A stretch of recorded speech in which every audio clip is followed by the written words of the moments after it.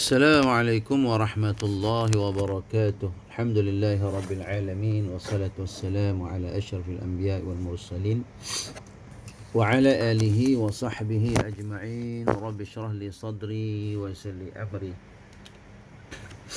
wahlul 'uqdatam min lisani yafqahu qawli. Wala hawla wala quwwata illa billahil aliyyil azim. Alhamdulillah, syukur kehadrat Allah Subhanahu wa taala dapat sama-sama kita meneruskan lagi tazkirah pagi kita yang di mana kita masih lagi membicarakan berkaitan dengan syarah kepada risalah at-ta'lim, hukum jampi dan juga azimat. Apakah hukum jampi dan azimat? Sebagaimana kita telah menjelaskan bahawa di dalam Islam adalah amat-amat ditegah at-tamaim, tangkal azimat, ar-ruqa atau ruqyah ya, ataupun jampi-jampi. Dan begitulah juga dengan dukun, perdukunan yang berlawanan dengan syarak ataupun al-ma'rifah, mendakwa, mengetahui sesuatu perkara yang gaib.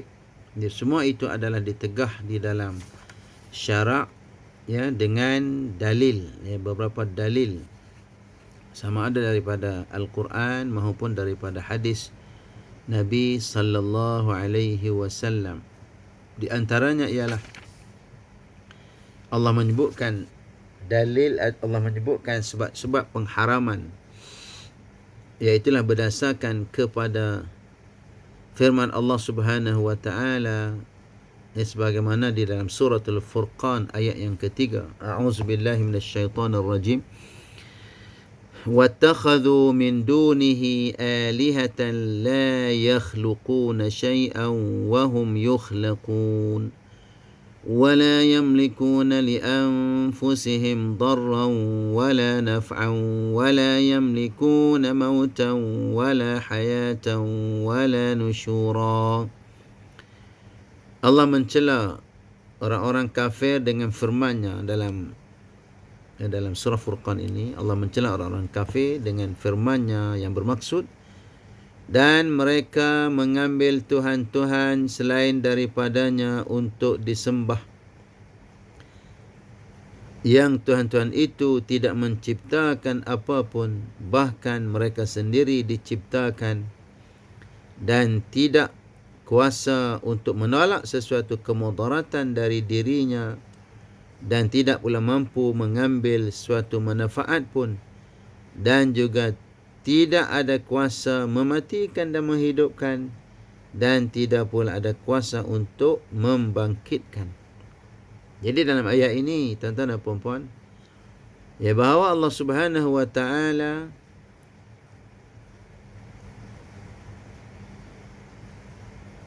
menafikan, ya, dan menolak pengambilan Tuhan-Tuhan selain daripada Allah Subhanahu wa taala, yang mana Tuhan-Tuhan itu tidak menciptakan apa-apa pun, ya, bahkan mereka sendiri diciptakan,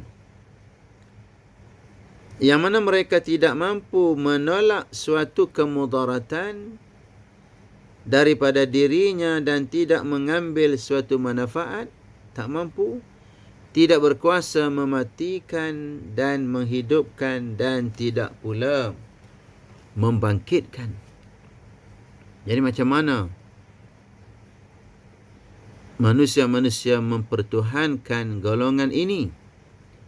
Ya, tidak kiralah sama ada berhala-berhala, batu-batu, pokok-pokok kayu, iblis dan syaitan, ataupun imam-imam, pemimpin-pemimpin yang disembah, yang dianggap berkuasa menguasai dunia, dianggap menguasai alam. Yang ada setengah-setengah fahaman-fahaman sesat yang menganggap bahawa imam-imam mereka menguasai alam. Imam-imam mereka mengetahui hidup dan mati. Imam mereka membahagikan syurga dan neraka. padahal mereka tidak menciptakan apa-apa. Allah kata, la yakhluquna syai'an, mereka tidak menciptakan apa-apa. Wahum yukhlaqun, bahkan mereka diciptakan. Wala yamlikuna li anfusihim darra, dan mereka tidak pun memiliki kemudaratan terhadap diri mereka, tidak memiliki untuk menolak kemudaratan. Mereka tidak mampu nak menolak kemudaratan. Ya, mereka tidak berkemampuan menolak kemudaratan diri mereka sendiri. Ada yang dipertuhankan tetapi mati dibunuh. Ya, ada yang mereka pertuhankan tetapi yang dipertuhankan itu ya di zalimi. Yang dipertuhankan itu ya dipatah-patahkan dan dihancurkan. Jadi maknanya mereka itu sebenarnya bukan Tuhan. Hanya Allah Subhanahu wa taala Tuhan kita. Ya, wala yamlikuna li anfusihim darran wala naf'a. Mereka tidak memiliki kemudaratan dan manfaat. Wala yamlikuna mauta. Mereka tidak memiliki kematian. Wala hayata, dan tidak memiliki kehidupan. Wala nusyura, mereka juga tidak memiliki, tidak berkemampuan untuk membangkitkan manusia-manusia yang sudah mati. Inilah tauhid kita. Ya, beriman kepada Allah Subhanahu wa taala semata-mata dialah Tuhan yang satu, yang berkuasa atas segala-galanya, manakala yang lain tidak berkuasa. Firman Allah Subhanahu wa taala dalam surah An-Naml ayat 65, ba'da a'udzu billahi minasyaitonir rajim, قل لا يعلم من في السماوات والأرض الغيب إلا الله. Katakanlah, tidak ada seorang pun di langit dan di bumi yang mengetahui perkara yang gaib kecuali Allah. Tak ada seorang pun di langit dan di bumi yang mengetahui perkara-perkara yang gaib melainkan Allah Subhanahu wa taala. Jadi tertolaklah fahaman-fahaman sesat, ajaran-ajaran sesat yang mengatakan bahawa imam-imam mereka mengetahui perkara-perkara yang gaib. Imam-imam mereka menguasai seluruh alam. Imam-imam mereka memiliki syurga dan neraka, membahagi-bahagikan syurga dan neraka. Na'udzubillahi min dhalik, daripada fahaman-fahaman yang kufur kepada Allah Subhanahu wa taala. Sedangkan Allah menyatakan, qul la ya'lamu man fis samawati wal ardil ghaiba illa Allah. Tak ada seorang pun di langit dan di bumi yang mengetahui perkara yang gaib melainkan Allah Subhanahu wa taala. Dan dalam surah Al-A'raf, Nabi sallallahu alaihi wasallam,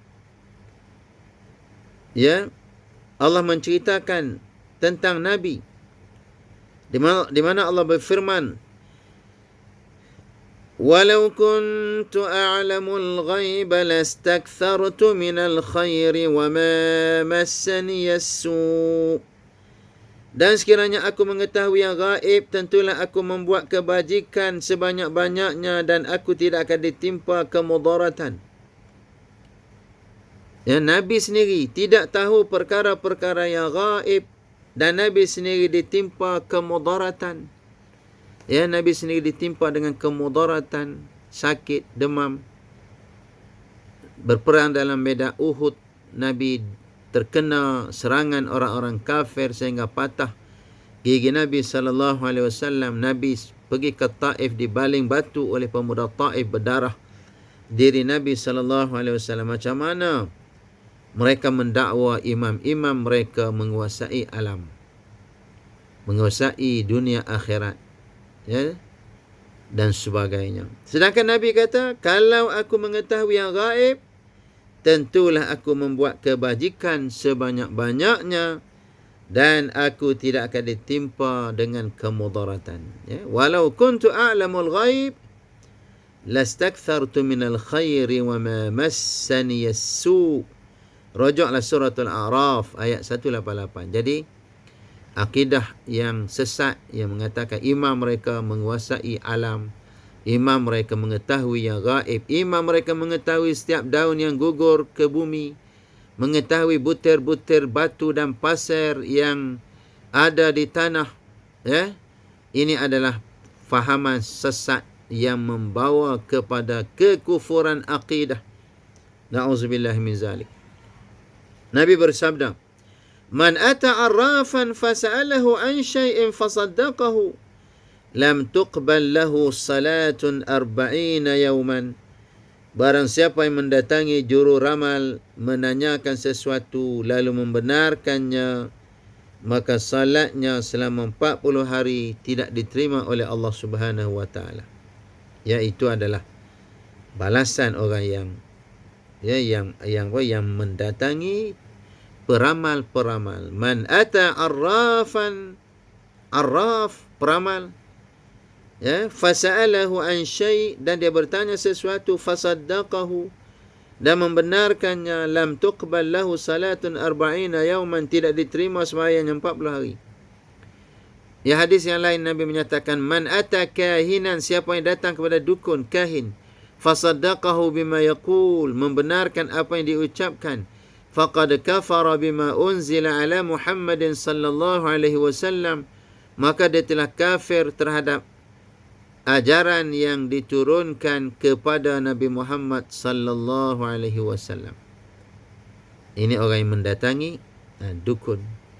Mudah-mudahan Allah selamatkan kita daripada kesyirikan, ya, dan Allah tetapkan keimanan kita sehinggalah kita membawa iman keluar daripada dunia ini untuk bertemu dengan Allah Subhanahu wa taala di akhirat nanti, ya, dengan membawa keimanan insya-Allah, ya, bukan membawa kesyirikan. Wa sallallahu ala sayyidina Muhammad wa ala alihi wa sahbihi wa barik wa sallim walhamdulillahi rabbil alamin. Assalamualaikum warahmatullahi wabarakatuh.